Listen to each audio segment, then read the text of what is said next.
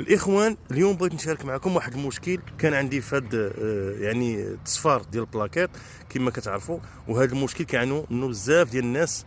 واليوم بغيت نشارك معكم يعني الطريقه كيفاش حيدت هذا التصفار هذا. بعد ما يعني حيدت الاحتمال الاول انه مشيت عند الميكانيسيان، حيدنا الرويضه، قلبنا الديسك قال لك ما فيه شي غورج، ما فيه حتى مشكل.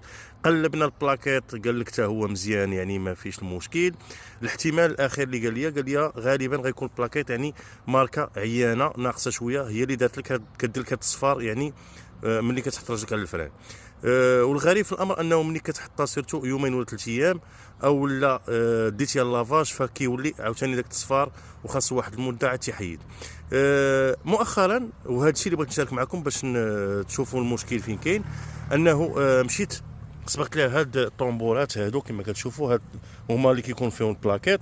السيد الطولي اللي حكهم جا من اللي سالا ضرب بالبيستولي ديال البرد، ضرب الوسط ديالو بلا ما يحيد، بلا ما تحيدوا الطومبول هذا، ضرب بالبرد لقى واحد الكران رقيق ديال البلاكيت، يعني داكشي اللي كيموت من البلاكيت كيخرج على شكل كران رقيق، غبره رقيقه. اون فوا ضربوا بالبرد من اللي سالينا كنتفاجئ داز واحد يومين 3 ايام بحال غير كنت كنكذب، وما بقاش نهائيا تصفار عندي. وهذا هو الحل، يعني يكفي انكم تضربوا هاد لي طومبور الداخل ديالهم بالبرد وغيتحل لكم المشكل ديال التصفار. والسلام عليكم.